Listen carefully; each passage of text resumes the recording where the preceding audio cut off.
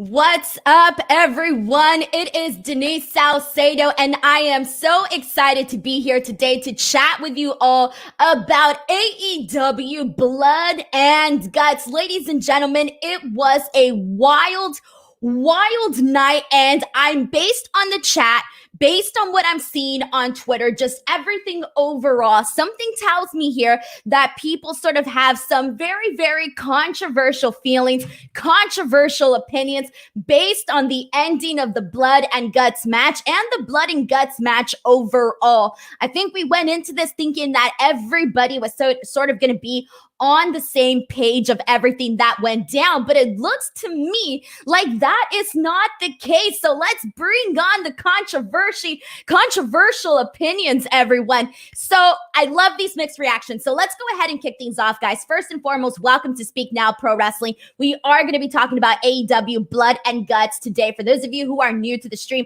we cover everything in chronological order, but obviously we do want to get to what your overall thoughts were of Blood and Guts in general. So I'm going to kick things off there. What did you guys think of today's show? What did you think of the match? What did you think of that finish? Go ahead and send in your comments. Again, this is a very, very interactive stream, so I do a lot based on what you, the people, have to say. Also, if you want your comment to be read, you're like, Denise, I have some strong opinions and I really need you to read them, or whatever the case may be, feel free to send in a super chat. If you guys send in a super chat, you will get your comment, your question, your statement, whatever it is, read on this stream. Also, F4W does allow me to keep 100% of the proceeds from the super chat. So if you guys send them in, they help me out a great deal. So here we go. What did you guys think of Blood and Guts. All right, so oh my God, you guys are blowing up this chat. Here we go. So let's start seeing what everybody says here. Okay, here we go. I'm gonna start off with Dalen Prada, who says, I don't understand why they didn't save it for a pay-per-view. So we already knew that Blood and Guts was not gonna be on a pay-per-view because this was something that was originally supposed to happen prior to the pandemic. So because of the pandemic, this didn't get to happen. But that being said, I have to point out that the commercials, for those who were not the lucky ones watching without a commercial break, if you were like me, raise your hand. If you had to sit and go through the commercials, I will say that it definitely took some of us out of actually being able to enjoy the match completely because there was a lot. I'm just going to be honest with you guys. I hate picture-in-picture. So if picture-in-picture is up, I'm not going to be looking. I'm going to wait until the show actually comes back. But yeah, Psycho Fox points out, this isn't AEW's fault, but the commercials really got in the way of the main event. I agree. Again, not their fault. That is how you make the money, guys. You got to get those advertisements in there. But overall, I do have to point out that did hurt the show. We have our first super chat of the day. Thank you so much to Jason Odell for kicking us off here. Jason says, if someone isn't complaining about the finish, they've probably never seen a War Games match before and are just wanting to complain and be miserable. Yikes, guys. So we already have a controversial opinions because Jason Odell, I kind of am leaning towards the side of people that did not like the finish. I will say this much. I'm a little torn, guys, and I was hoping to come on here and hear what the people have to say. Here, I'm curious for those that did like it. Why did you like the finish? For those of you who didn't like the finish, why did you not like the finish? Because I personally was a little torn. And by that, I mean that I was very, very excited for Blood and Guts. I knew that this wasn't obviously going to be the end of the feud because really the Pinnacle versus the Inner Circle feud really just got started. So we all knew that this was going to be something that continued afterwards. Now, I do think that they continued it with the finish that they did. However, I didn't necessarily think that the match lived up to the expectations that some of us had. And I didn't think that the finish, although it was cool to see Jericho essentially get thrown off from the top. I mean, the guy literally got thrown up. Yeah, it was into a crash pad. Probably. I know what people are going to say about that. But then again, this is going to be controversial, guys. All right. So I did not love the finish, but I didn't hate it either. So I think that's the best way to go about that. And the reason for that is I do think that the baby faces were made to look like dorks, guys. They kind of look like dorks surrendering. And I get it. Your friend, your buddy's about to be thrown off a cage, but they probably could have worked this away totally different, which is crazy to say because I did love the start of this match. The start of this match was absolutely fantastic.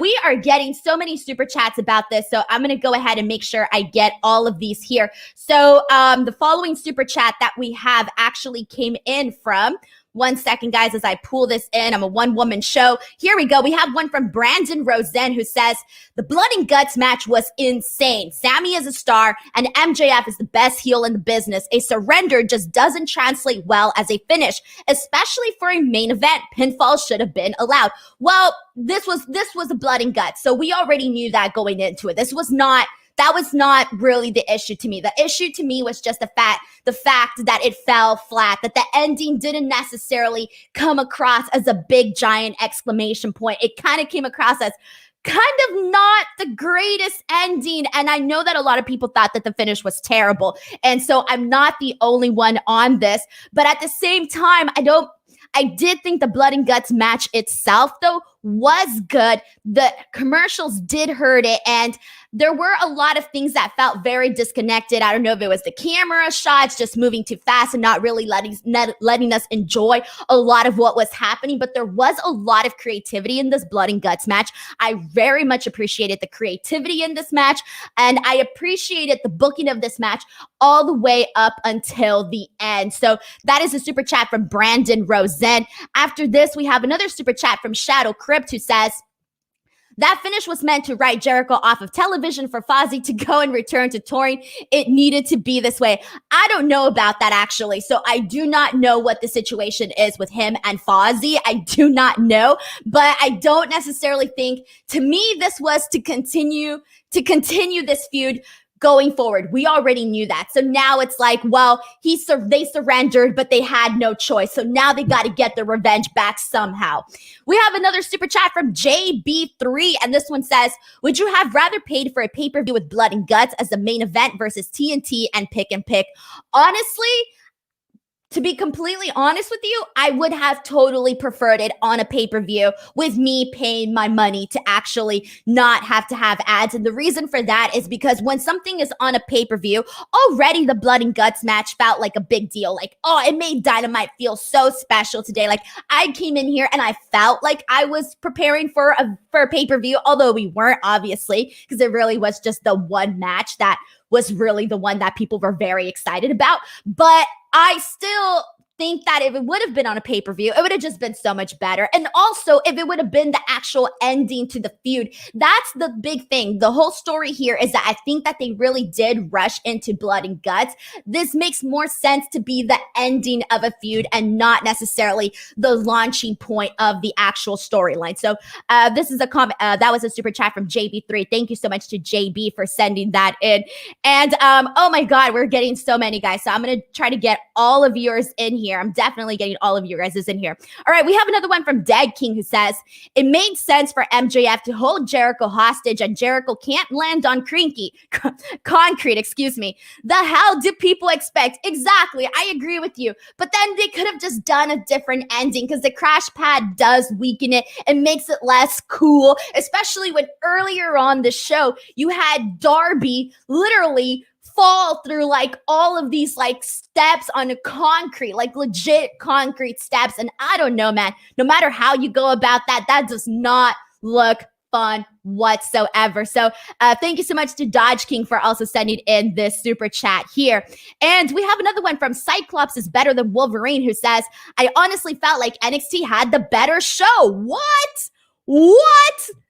Okay, I wouldn't go that far, although I did. But you know what, though? I loved NXT last night. I really did. But this was a totally different animal. This was a totally different show with a totally different match type. I don't think that I can compare the two in terms of it was apples and oranges in terms of what we were being shown on the actual show. Now, if you were to compare the rest of the AEW Dynamite, excluding the Blood and Guts match, to NXT, then I would say yes. In terms of everything else that happened on the show, yeah, NXT was the better show because they had a lot of great wrestling matches. But with the Blood and Guts thrown in there, I still think that carries a whole lot of it still carries a lot more weight there. So I probably wouldn't go that far. But Shane Johnson, thank you so much, Shane, for sending in this super chat. I really appreciate you helping me out here, guys.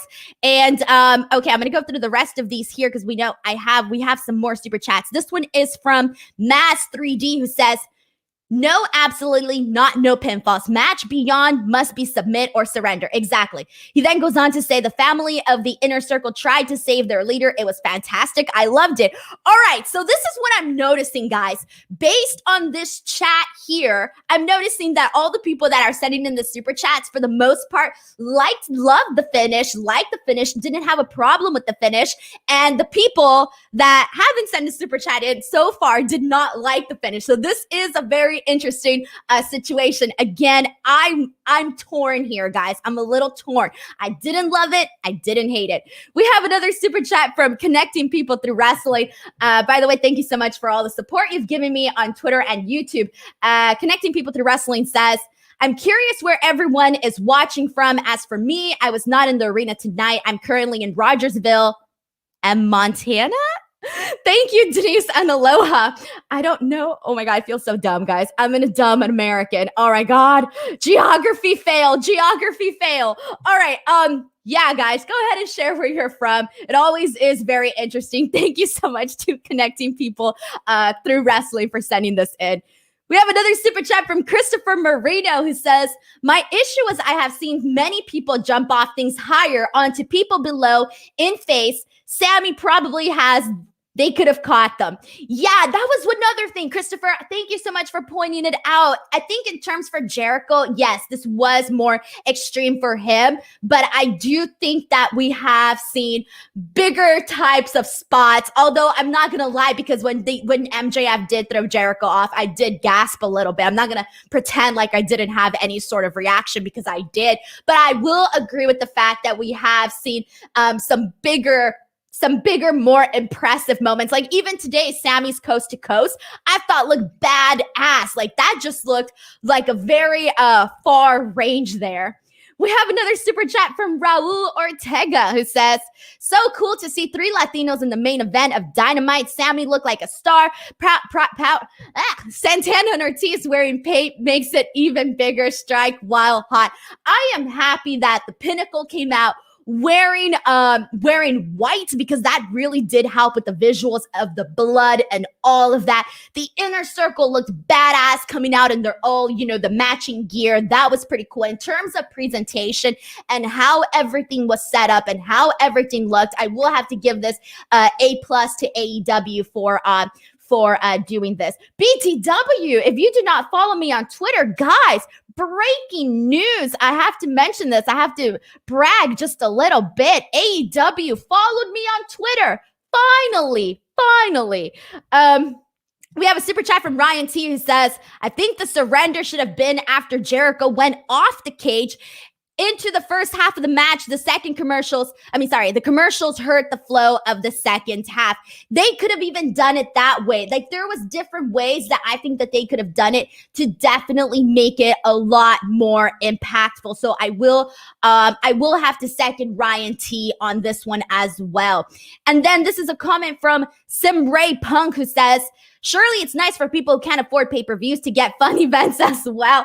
Hell yeah, dude. Hell yeah. I agree with that. And not only that, obviously it gets, hopefully attracts some casual viewers to tune in more regularly to the product. Maybe attract some new eyeballs as well. So yes, it is obviously a pro to have this match on here. It doesn't hurt it, but I would prefer it on a pay-per-view. But again, just because for the fact of the quality, and you've seen it here, you've heard me say it, you'll see it on social media, you'll see it in this chat, the commercials, the picture-in-picture, it really did hurt the match, because there was, when I didn't even see MJF get on top of the cage. Like, I didn't see that part. I didn't get to see when Wardlow came in. So there were little things that I missed because I wasn't watching the picture-in-picture. And like I said at the top of this, I wasn't going to watch the picture-in-picture.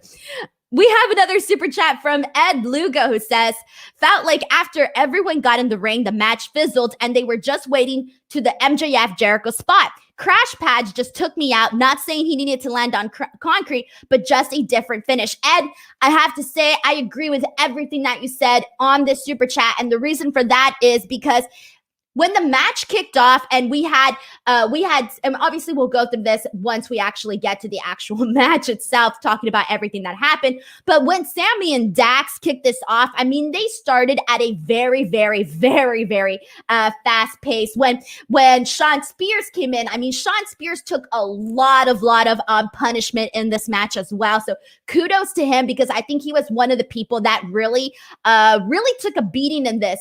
Both Ortiz and Santana came into this pumped as hell. Same thing for Cash Wheeler. I mean, they really came into this like red hot. But I think once the MJF Jericho thing started, it became very, very story driven, and then sort of took away some of the momentum that the guys prior had built off. So in terms of, I think, keeping the momentum, they probably did lose it in some end. So I will have to agree with this super chat from Ed Lugo. Thank you so much for sending this in.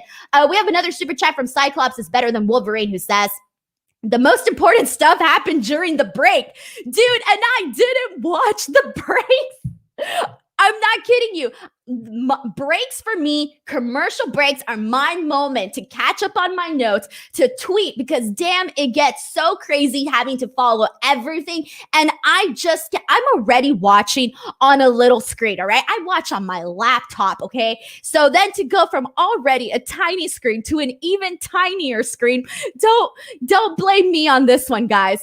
I just can't. I never watch the picture-in-picture.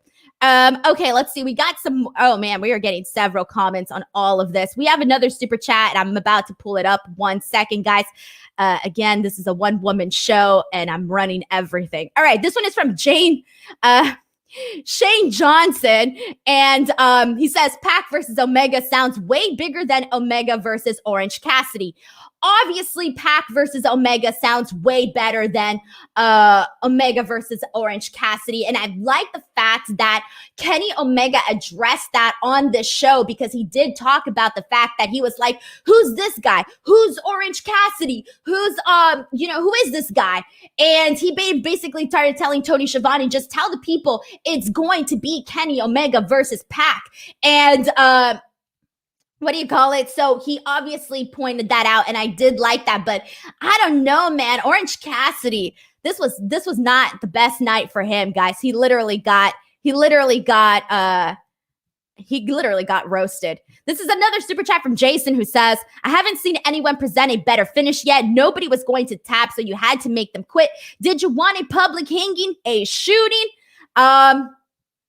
Definitely not a shooting, I'll tell you that much.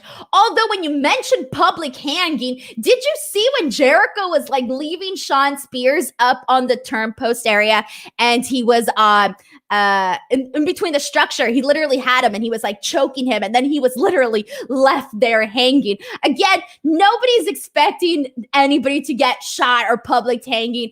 It's just in terms of a finish. People, myself included, I think got our expectations were set very, very high.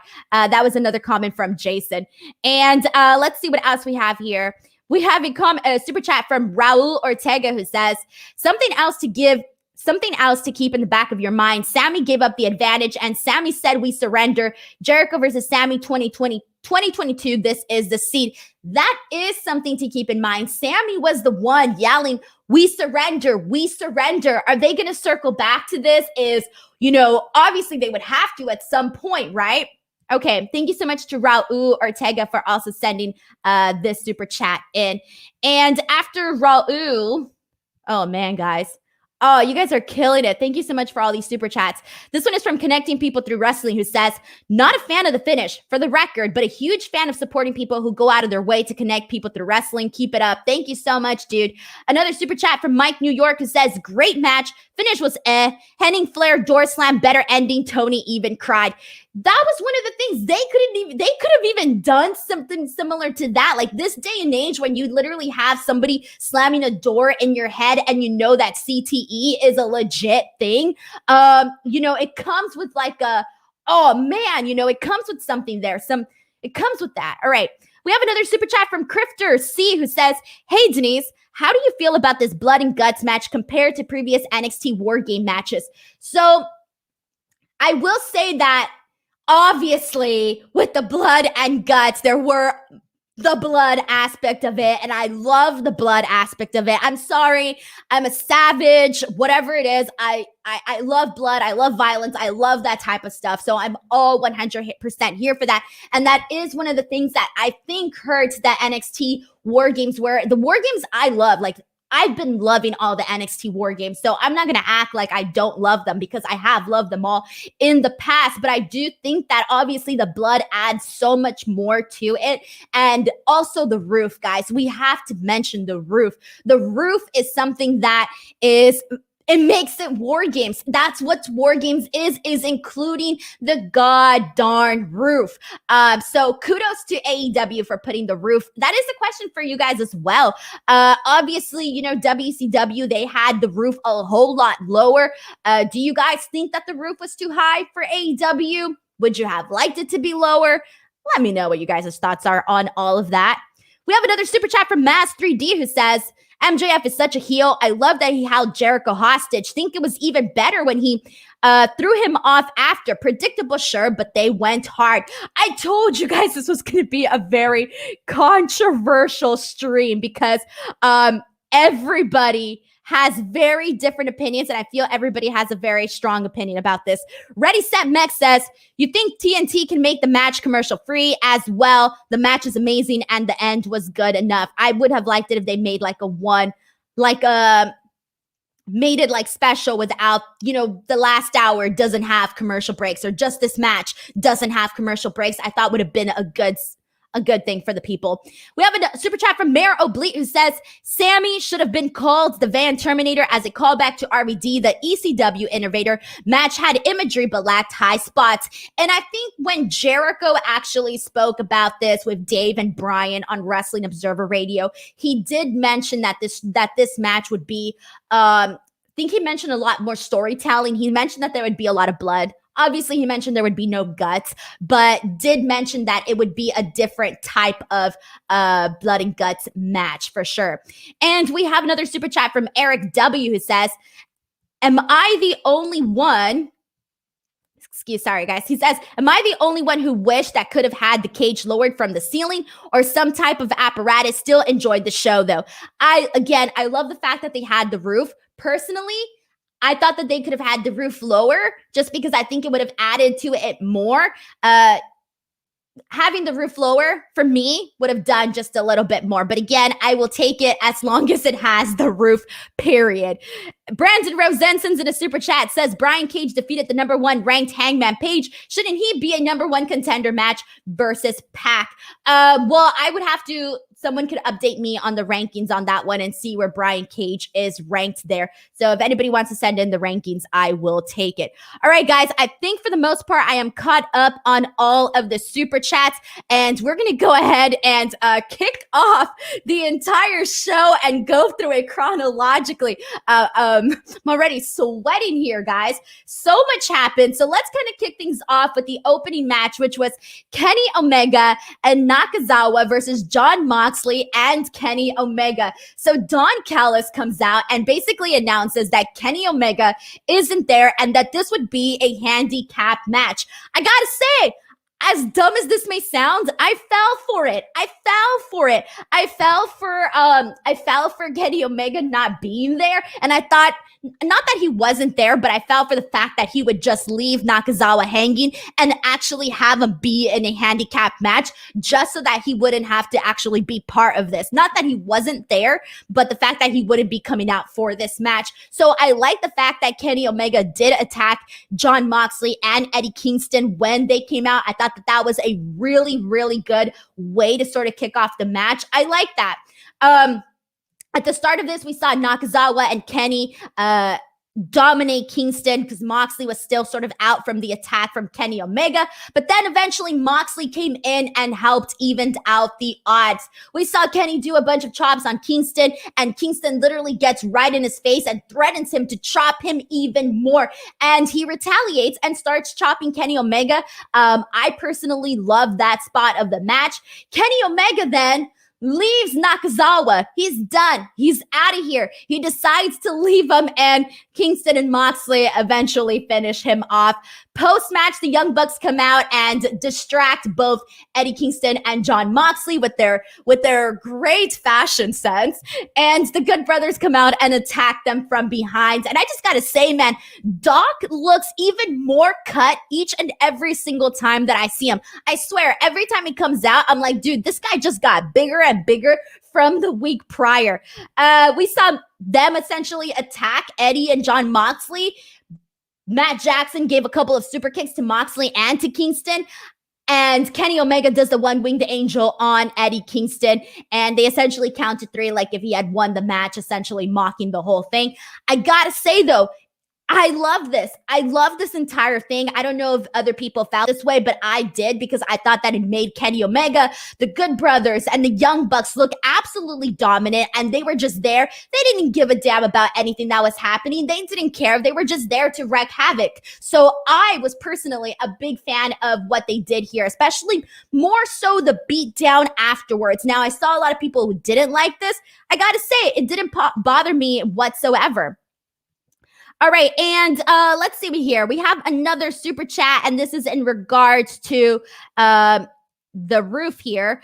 And Dodge King says, people, the B word about this, fall not being extreme already, having the cage lower would make the yeah, you're right. Having the cage lower would obviously have made that spot differently. And AEW was gonna make it their own. That was also something that was said there too. Alrighty, guys.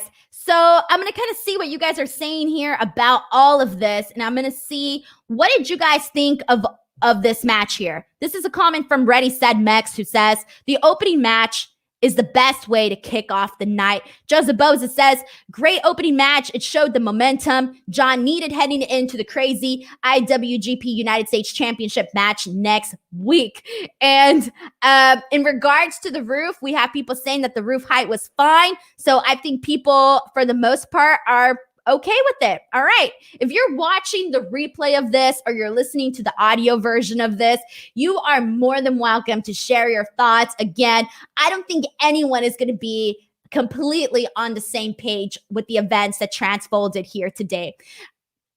All righty, here we go. Okay, so after this, we had QT Marshall versus Cody Rhodes. Now, here's the thing about this match. So this match here, this was one of the storylines that when this first got started, I was really not a fan of it. I really wasn't feeling it. You guys know this because I've talked about this on the actual show. But last week and even the week before, but especially last week, I thought that they did a good job of basically setting this up. They set this up to be pretty interesting. I like the fact that they did the whole bus thing with Cody Rhodes putting the figure 4 on QT on top of the bus, doing the surprise attack. I think it was really that segment that actually got me invested in QT Marshall versus Cody Rhodes. So they did a good job of building them to this match. I cared more about it this week than I probably would have a couple weeks ago. And so this match kind of started off a little slow, but it had a solid, steady build throughout the entire match. I didn't really think that a lot of it was completely memorable, though. We did see QT lay his hands on Arn Anderson, and Arn Anderson just did not have it whatsoever. He starts getting back at QT, and eventually the referees take him out, kick him out, gone. After the commercial break, we see a double crossbody, and then Cody pulls QT. QT shrugs down, and we get a nice big blurred butt on the screen. And one of the things that I was going to tweet was, I was here for blood and guts, not blood and butts. Not, oh, that sounds really terrible, guys. Really, really terrible. And another really good spot in this match that was when they were both trying to tombstone pile drive each other, but they kept reversing it on one another. I really like that. In the end, Cody essentially got the pile driver, but it wasn't enough to keep him down. And then Cody hits him with the crossroads, and I legit thought that it was over after he hit the crossroads, but it wasn't. It was a 2 count. Afterwards, Cody gets the figure 4, and QT taps out.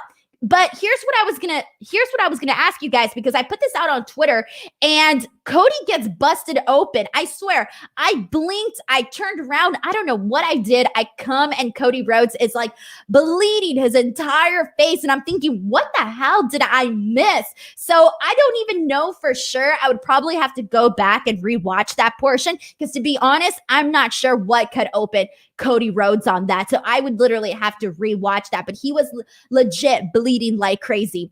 And Labor Day says, I'm glad you didn't tweet that. I'm glad too. You know, I really do retweet. I do rethink my tweets, actually. Oh, man. Joseph Boza says, that reminds me of Raw last night with Drew Gulak and Angel Garza. Sadly, I have to say, I thought of it too. It flashed into my mind. It's obviously something recent. I think a lot of us definitely thought about that as well. And I think maybe everybody's talking about the busted eye. The busted eye was really what happened with Cody there. All right, guys. So after this is where things kind of go. This was probably, aside from the Blood and Guts match, this was one of the most exciting segments on AEW Dynamite today. And it was the Scorpio Sky, Ethan Page, Darby backstage, not even backstage, in the concourse area of the actual arena, stadium. So that was really cool. Let's talk about this. So Scorpio Sky kicks off his promo by saying that he calls Sting a mosquito and says, you know what we do with mosquitoes? We kill them. So he says the show, he's over. I'm the franchise now. You're done. All right. I'm thinking, cool. Okay. I'm not completely feeling it, but whatever. Then Ethan Page starts bringing up the fact that Darby doesn't necessarily wear face paint because he wears the face paint. No, he says he's covering up the dent that he left in his forehead. So I'm thinking, all right, cool. But then out of nowhere, Darby comes and just like literally spears right through Ethan Page, and Ethan Page just like backs into the actual concrete post there.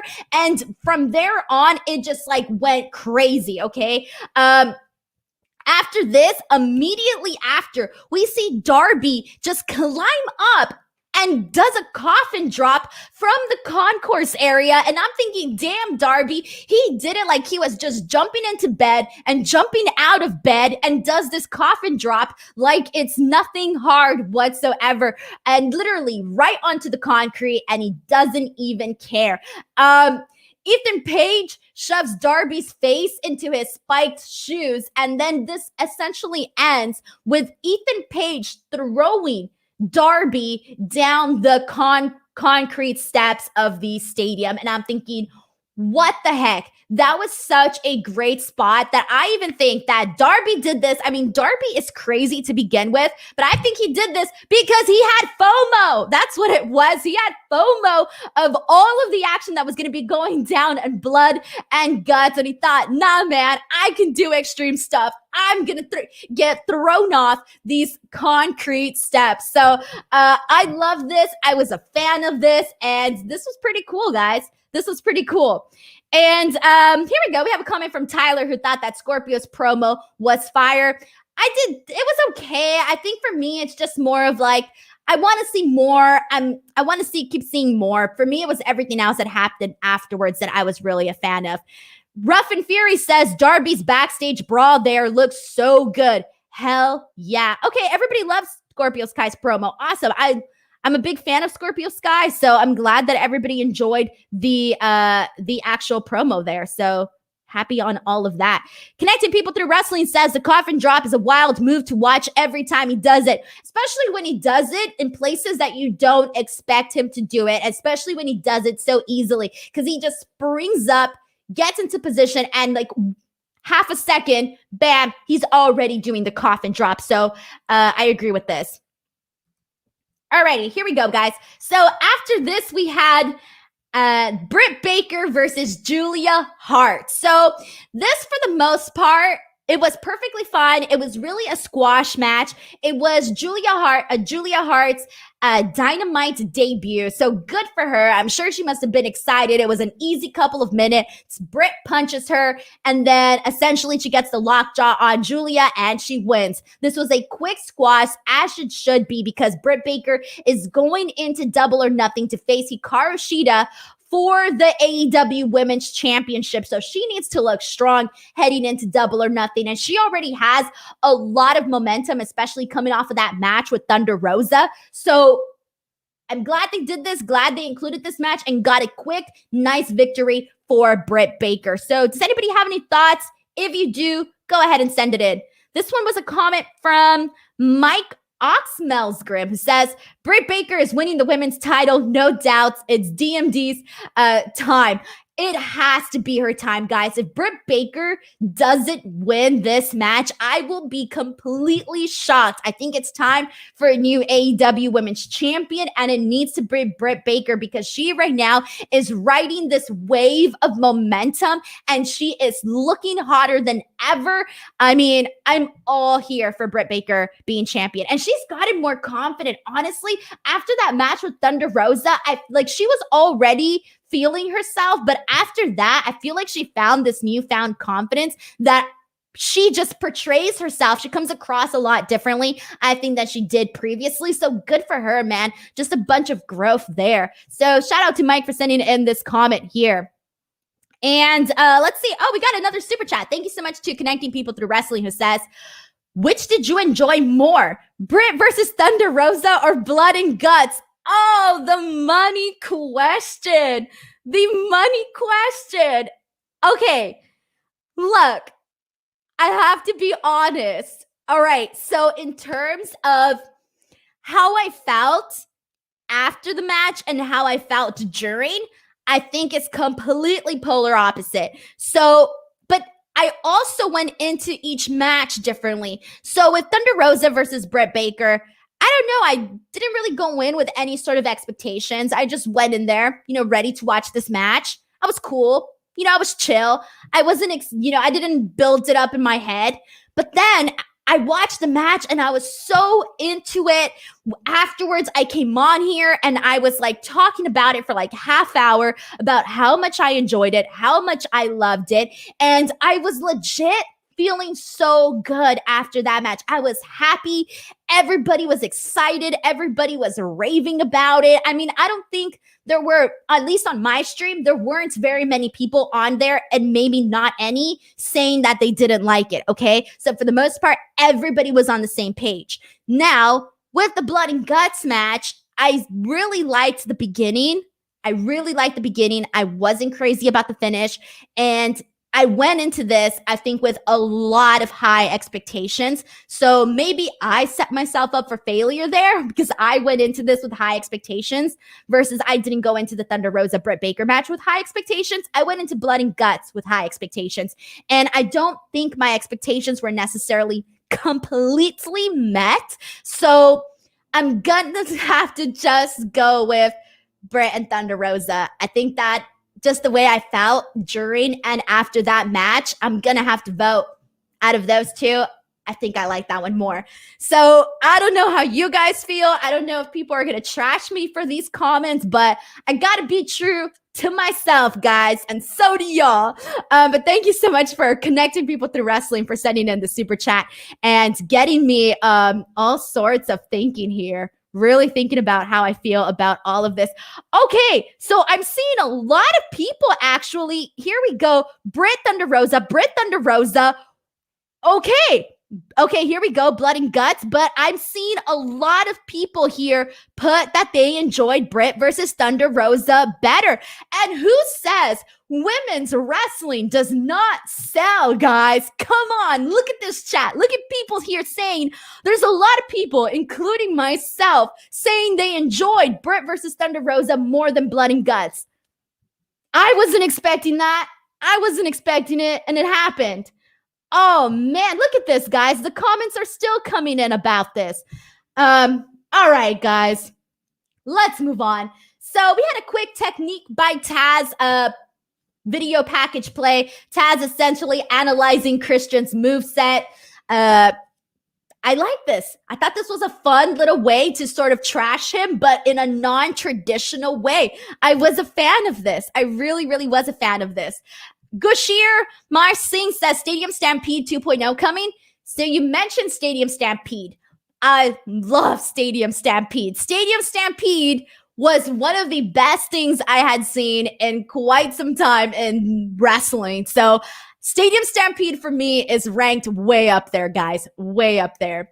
And this is a comment from Drew who says, the Technique by Taz thing cracked me up. I loved it. It came across as like, yeah, he's analyzing Christian Cage's moves, but at the same time, he's trashing him and making him look like he can't do things right. I thought this was great. Tyler says, Taz with the shade furthers the story for sure. Again, in a different way, instead of just coming out, cutting promos. And yeah, Taz's promos are fantastic. Some of my favorite parts of the show. But for the most part, good stuff there. Alrighty, we then had Varsity Blondes versus Jurassic Express versus SCU versus the Acclaimed, with the winners facing the Young Bucks next week for the tag team titles. And this was like, you know what, guys? I didn't think this match was that great. I'll be real with you. I think based on all of the tag team matches that I've seen, especially on AEW, this probably wasn't one of the best ones. I thought it was okay. There wasn't anything major for me that made me go, oh my God. I mean, this does not include that rap from Max Caster, though. Holy damn. Guys, send in your reactions on Max Caster and some of the lines that he put in there, because he comes out and he basically says that that they're going to make Daniels retire. Okay, great. That was fine. That was okay. But then he says that the Varsity Blondes are a temporary thing. And in 10 years, they'll be on dark side of the ring. And I thought, whoa, that is a shot. If any shot was ever fired, that is a shot. That was a really good one. Also calling the Young Bucks young cucks. So make that for what you will, guys. Make that for what you will. I thought that was really, really great. And MC says, Max Caster is great. Trey also points out the comment of the dark side of the ring. Labor Day points out, especially after the Pillman episode, obviously. Completely agree. Tona says, this could be an unpopular opinion. I would love to see the Acclaimed as tag team champions. I gotta say, I don't think it's an unpopular opinion. I would like to see them as tag team champions down the road. Obviously not right now. They still got some time to get there. But down the road, I'm completely here for seeing them. Mike New York says Jurassic Express deserves more. I 100% agree. Jurassic Express, they're literally can do so much more with them. And I do not think that they have fully tapped into their potential and what they can actually do, especially with Jungle Boy. They've been teasing us so much with some of those singles matches that I need to see way, way more there. Okay. And someone else says, this is pretty funny. Oh, here we go. This one's from Dodge King, who says that dark side of the ring line was platinum. Labor Day says, I was like, damn, too far. I like that type of stuff, guys. I gotta admit, I like that type of stuff. Dalen Prada says the rap was better than the match. I have to agree. The match was not anything special. I'm trying to think if there was what I actually liked from this match. Honestly, everything that I liked from this match included Luchasaurus. Everything that Luchasaurus did in this match, I was a fan of. But to be honest, like there really wasn't anything else that stood out for me here. In the end, we saw SEU, Kazarian, and Daniels win this match, and I'm okay with that. I think it actually made sense for them to be the ones to win and face the Young Bucks because obviously we talk about the Acclaimed. They're not there yet. Varsity Blondes, not there yet. Jurassic Express, totally there yet. But I think they might be saving that for a little bit down the road. So SEU was really probably the team to win. Justin Martin says SEU winning was pretty obvious. Now it's all for nothing next week versus the Bucks. We'll kind of be sad to see SEU break up unless they win the belts. I don't think they're going to win. I don't think they're going to win. So that's what I think there. To me, it feels a little bit predictable there. Alrighty, so after this we had the Nagata Moxley promo, and so next week, guys, next week is going to be a big one. We're going to have the IWGP US title on the line, Nagata versus Jon Moxley next week. And when this announcement was made, everybody was balls out excited.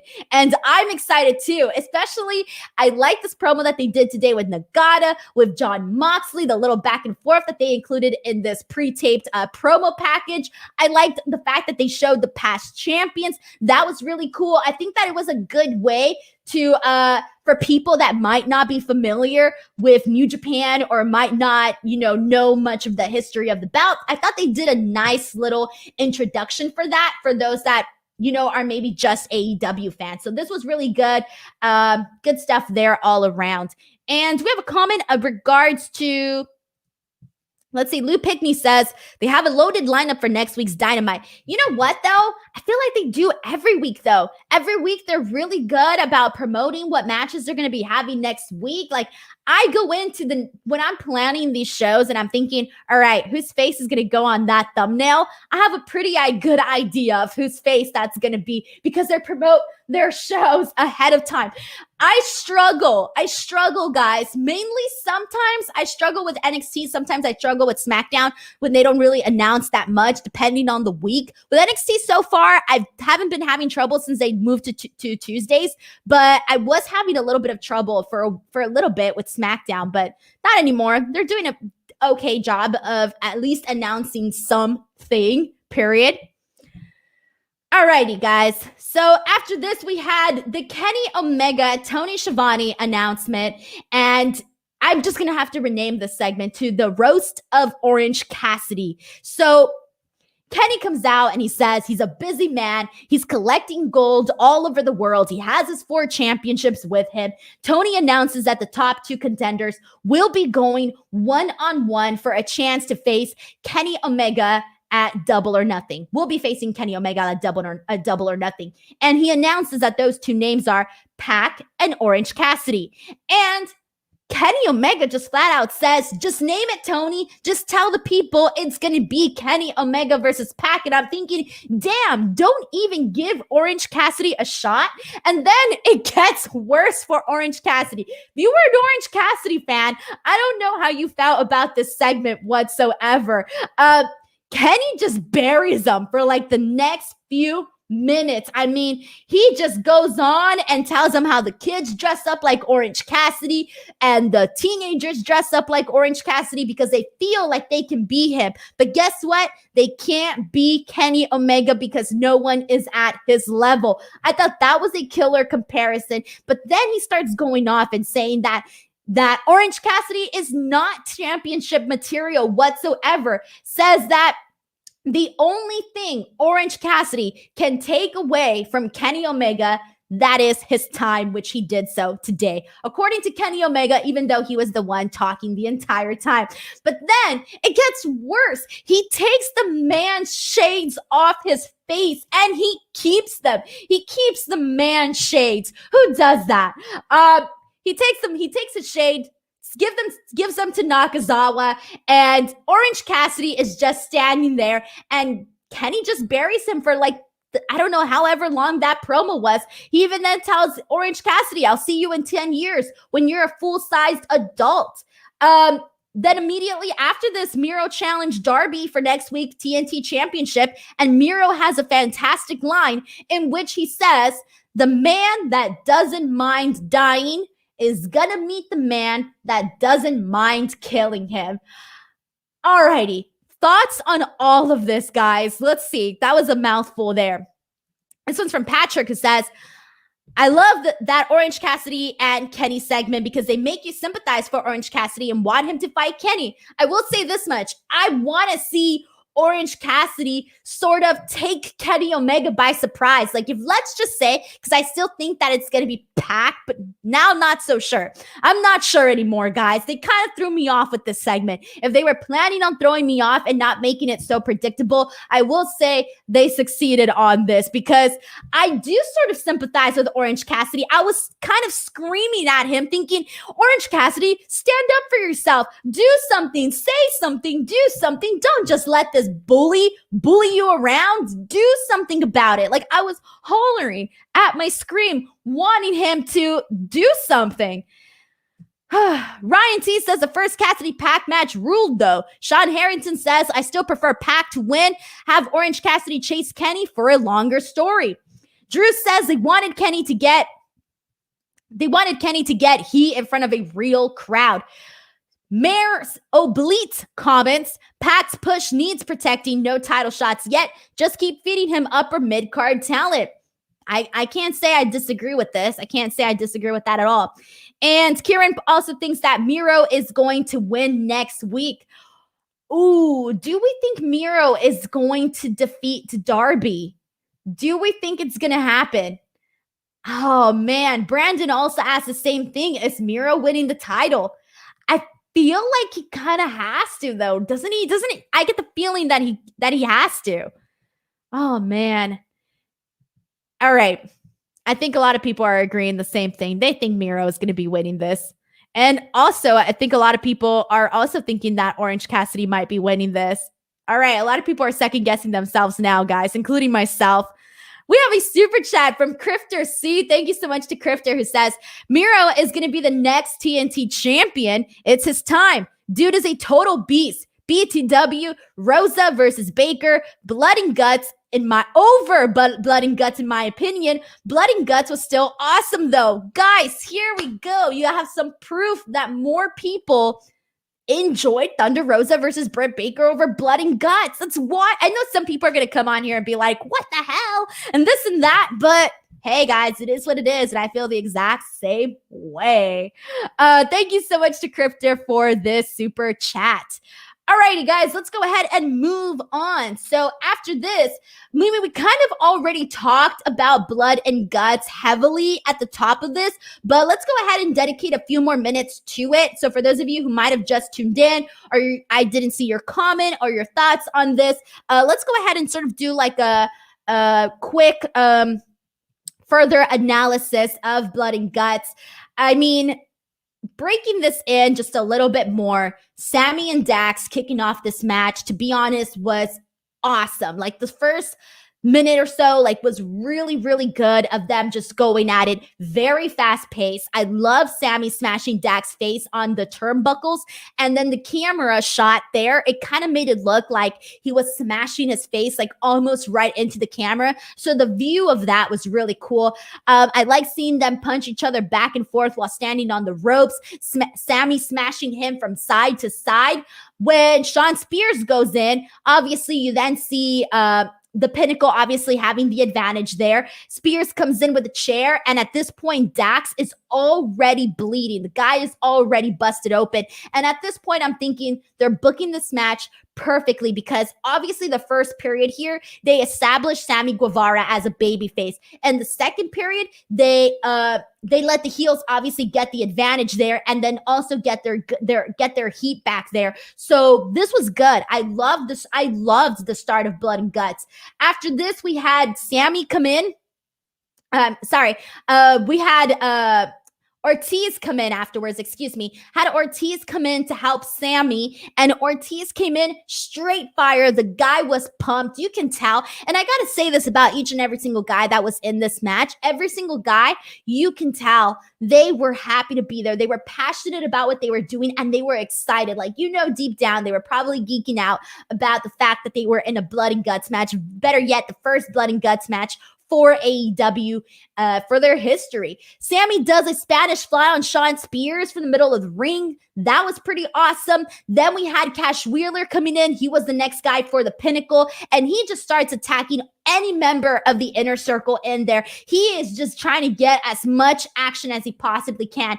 Then we have Santana coming in, and he also comes in red hot. And I love the fact that they really did a good job of utilizing the cage as a weapon. That is exactly what you're supposed to do in a War Games match. That's the point, guys. Utilize the cage, and they totally did that. After that, we saw Wardlow coming in. Unfortunately, I missed that because that happened during the commercial break. So I didn't get to see how he came in on this one here. But by the time we came back from the commercial break, Jake Hager from the Inner Circle was in. And I liked the interactions between Wardlow and Jake Hager. They each stare each other down as they go back and forth with these punches. I liked the aggression from both men.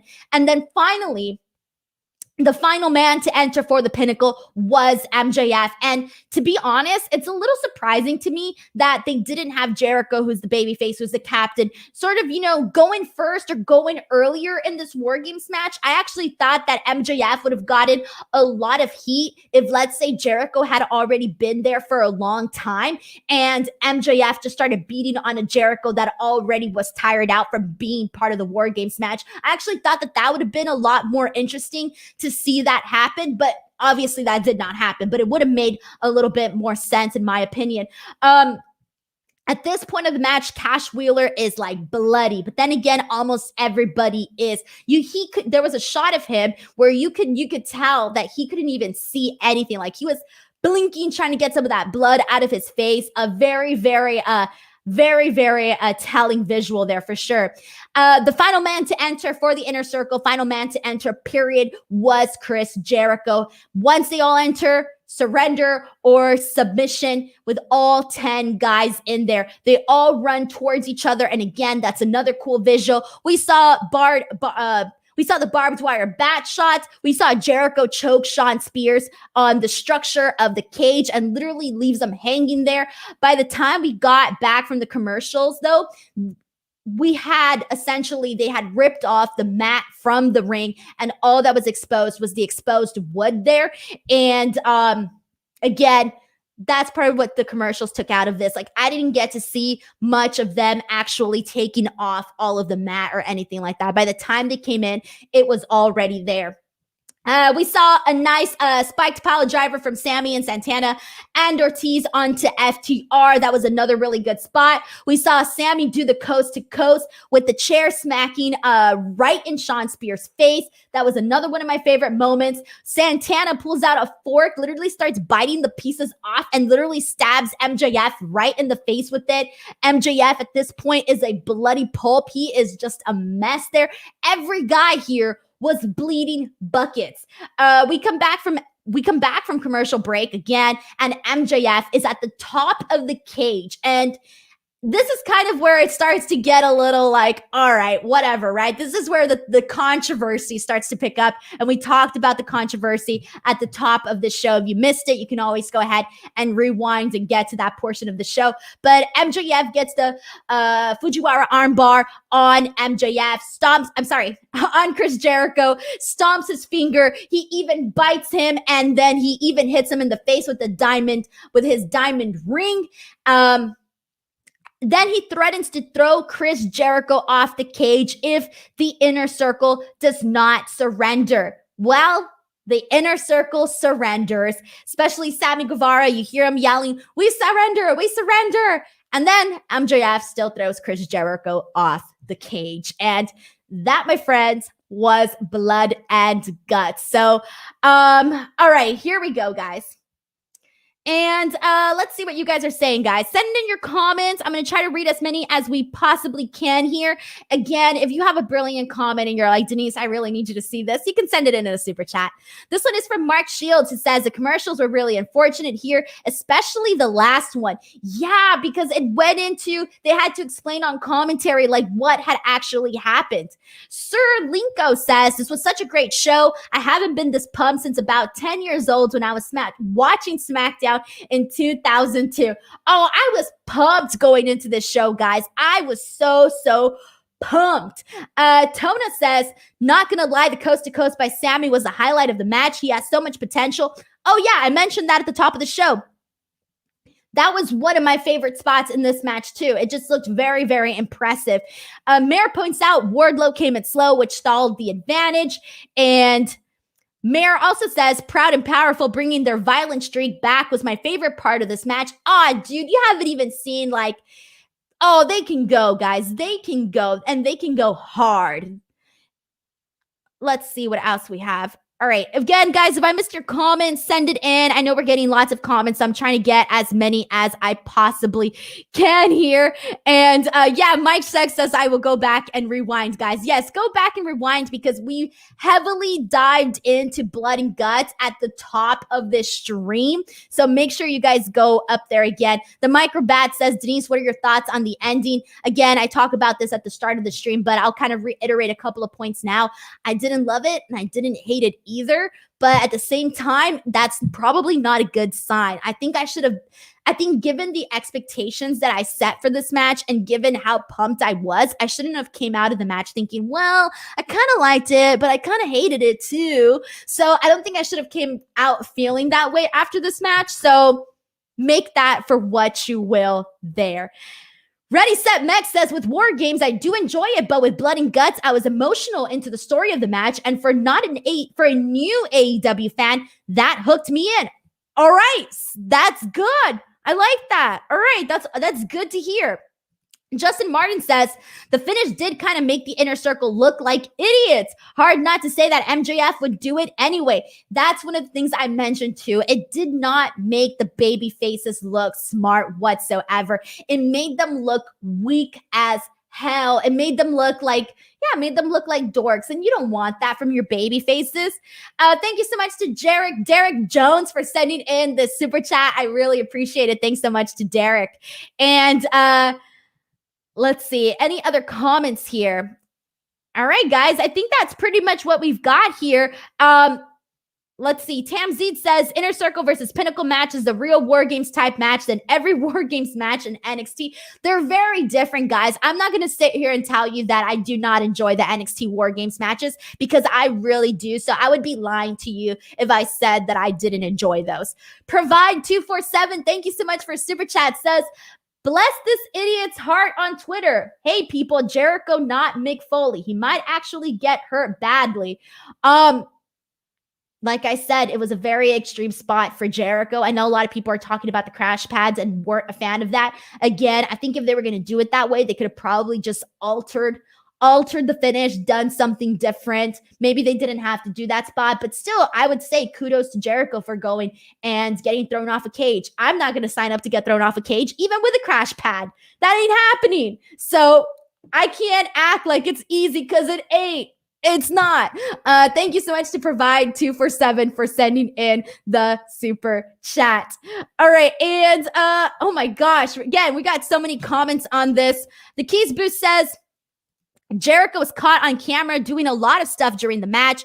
LOL, he tapped MJF and singled for the nut shot, got the blade, asked if he was okay a few times, was constantly talking to Aubrey. So that was a comment shared by the Keys Boo. All right, guys. Connecting People Through Wrestling says you're really good at this. Thank you so much to Connecting People Through Wrestling for the very kind comments. And also thank you so much to Derek Jones for another super chat. And I'm going to try to read as many of your guys' comments because I'm seeing a lot of new people on here and I want to make sure you guys get some shout outs here. Mike Natisto says, I thought it was a good match, but the ending was weak. MJF pushing Jericho anyway was too obvious for my liking. I told you guys, it wasn't something that everybody liked or loved, and I don't blame it. People that didn't like this ending are allowed to not like this finish. It's allowed to happen. So I agree with both ends of people here on this one, guys. I was torn. I came onto the stream and I'm thinking, what on earth am I going to do? What position, what side am I going to take here? Thank you so much to Mike Natiska for also sending in this comment. And Ray Mungus points out, let's remember Jericho is 50, cut him some slack. And I didn't notice this. Ayla Burdett says the obvious giggling by Jericho was bad. I didn't notice that. When I rewatch this, I will probably notice some things that I'm going to regret not talking about on here. But yeah, Labor Day also says being 50 is not an excuse. Oh God, guys. I don't know anymore, guys. I do not know. Crifter C says, I thought it was a good first effort for the first Blood and Guts. Again, the match itself was good, guys. The match itself was good. It's just that the commercials took away from it. And really the commercials and then just the finish was not something that everybody liked. So that was pretty much there. Peter Files says, where does the feud go from here? Well, I think Jericho on Wrestling Observer Radio with Dave and Brian, if you guys haven't heard that, check out that interview. Like, even though Blood and Guts already passed, still check it out because he talks a lot about the creative of this story. He talks a lot about that. He really goes in depth about this. So if you're curious to know what they might do next, he does talk about that on there. And I think we're going to be seeing maybe some singles matches, some tag team matches. There's still a lot that they can really go with from here. Again, that was one of the issues too. And I said this at the top of the stream. Blood and Guts is not something you start a feud with, something you end a feud with. But now it makes you excited because how do you follow this up? What do you do that's as gets people as excited as a Blood and Guts match? What do you do? All righty, guys. There you go. That is my show for AEW Blood and Guts Speak Now Pro Wrestling. Guys, I want to thank you all so much for tuning into this stream. Seriously, I appreciate each and every single one of you that tunes in. If you're new to the stream, I hope that you return. I do 3 shows on here. On Tuesdays, I'm on talking about NXT. On Wednesdays, I am on talking about AEW Dynamite. And on Fridays, I am on talking about Friday Night Smackdown. Again, very interactive shows, just like the one that you are seeing right now. And I hope that you guys enjoyed the stream. Also, please do not forget, if you haven't already, give me a follow on Twitter and or on Instagram. On Twitter, I just hit 19K. I'm really trying to get to 20K by my birthday. I have 13 days left. I don't think it's going to happen, but today I got a follow from AEW. So I was very excited about that. If AEW can follow me, you guys can follow me. So go ahead, check me out on Twitter at _ Denise Salcedo. Also, one last thing on my YouTube channel, youtube.com/Denise Salcedo. I have 2 new interviews up right now. I interviewed Jeff Jarrett. We talk about his brand new podcast. That one's really fun. We talk about Taylor Swift because daughters appeared in a Taylor Swift music video. We talk about that. And then I have an interview with Santana and Ortiz where we talk about their time in AEW. They talk about why they decided to sign with AEW, what they have learned from Chris Jericho working in the inner circle, and all of that. It's a really fun one. They also do the lightning rounds game where I ask them 10 questions and we literally talk about soup, sleeping in late, and just like a bunch of random stuff. So it's a really good time and a great way for you guys to learn a little bit more about some of your favorite talents that you're seeing on TV. Other than that, give this video a like, leave a nice comment for people to check out the stream, and I will see you all on Friday for Friday Night Smackdown. Bye, everyone. Take care. Thank you so much for tuning in.